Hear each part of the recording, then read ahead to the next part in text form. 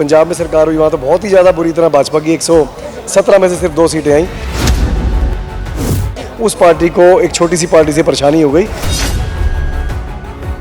और उन्होंने एक षड्यंत्र रचा कि हम आम आदमी पार्टी को ख़त्म करेंगे। संजय सिंह जी को, फिर मनीष सिसोदिया जी को एक एक करके जेल में डाला कि इनके हम काम रोक दें। आम आदमी पार्टी फिर से मैदान में है क्योंकि सच हमारे साथ है, लोग हमारे साथ हैं। उस तानाशाही का भाजपा को मुंह तोड़ जवाब देने के लिए तैयार खड़े हैं। देखिए रिस्पॉन्स तो जो सामने दिख रहा हो तो मुझे नहीं लगता उसको कुछ बताने की और जरूरत रह जाती है। पर देखो दिल्ली में एक नए किस्म की राजनीति की शुरुआत अरविंद केजरीवाल जी ने की। वो राजनीति है असल मुद्दों पर काम करने की, जनता को महंगाई से राहत दिलवाने की, 24 घंटे बिजली देने की, अच्छे सरकारी स्कूल बनाने की, विश्व स्तरीय स्वास्थ्य सुविधाएं देने की, बसों में महिलाओं को किराए से राहत देने की, महिला सशक्तिकरण की।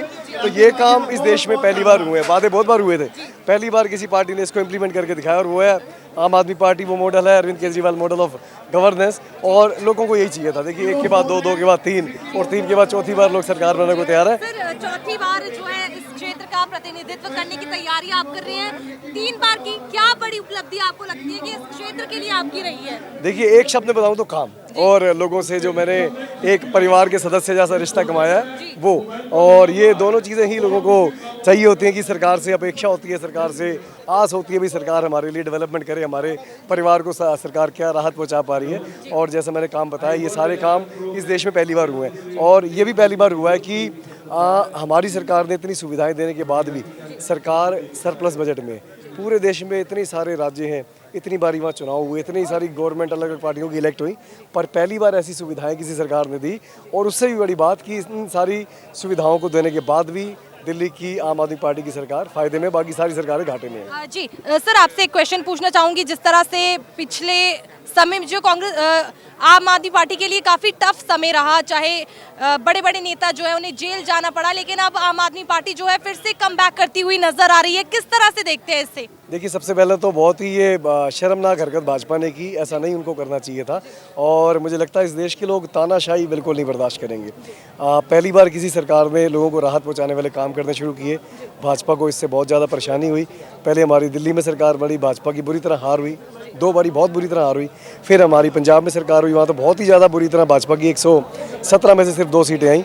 तो मोदी जी जो अपने आप को कहते हैं जी मैं दुनिया का सबसे बड़ा लीडर हूँ, भाजपा सबसे बड़ी दुनिया की पार्टी है, उस पार्टी को एक छोटी सी पार्टी से परेशानी हो गई और उन्होंने एक षड्यंत्र रचा कि हम आम आदमी पार्टी को ख़त्म करेंगे। उस षड्यंत्र के चलते उन्होंने पहले सत्येंद्र जैन जी को, फिर संजय सिंह जी को, फिर मनीष सिसोदिया जी को एक एक करके जेल में डाला कि इनके हम काम रोक दें। फिर अरविंद केजरीवाल जी को जेल में डाल दी कि हम इस पार्टी को कोलैप्स कर दें, विधायक तोड़ फोड़ लें।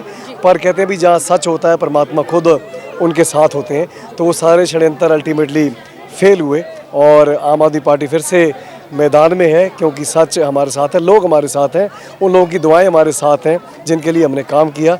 और उस बुरे दौर से, उस मुश्किल दौर से हम उभर के बाहर आ चुके हैं और दिल्ली के लोग उस तानाशाही का भाजपा को मुंह तोड़ जवाब देने के लिए तैयार खड़े हैं। जी इस बार कितनी सीटें जो है वो आम आदमी पार्टी की दिल्ली में नजर आ रही हैं? मुझे लगता है कि पिछले चुनाव में 70 में से 8 सीटें भाजपा की आई थी, उसके पहले 70 में से सिर्फ 3 सीटें भाजपा की आई थी। और इस बार जो पिछले कुछ समय के अंदर भाजपा ने तानाशाही की है, दिल्ली के लोग उसका मुंह तोड़ जवाब देंगे और 70 की 70 सीटें आम आदमी पार्टी जीतेगी और भाजपा पूरी तरह हारेगी। जी अपने प्रतिद्वंदियों को किस तरह से देखते हैं, चाहे भाजपा की बात करें या फिर कांग्रेस पार्टी की बात करें? देखिए कांग्रेस तो कभी यहाँ पर रेस में थी ही नहीं और भाजपा भी फिलहाल कोई प्रतिद्वंदी दे नहीं सकी। पर चुनाव तो चुनाव होता है और लोगों का आशीर्वाद, लोगों का साथ जब हो तो फिर कोई भी चुनौती बड़ी नहीं होती। मेरी जो चुनौती है वो अपने जो पिछले चुनाव का मार्जिन है वो है और लोगों के आशीर्वाद से हम उस मार्जिन के रिकॉर्ड को तोड़कर नया रिकॉर्ड बनाएंगे। इस बार नया रिकॉर्ड जरनैल सिंह जी बनाते हुए नजर आएंगे? तिलक नगर के लोग बनाएंगे और पिछली बार के रिकॉर्ड को तोड़कर अच्छा रिकॉर्ड उससे ज़्यादा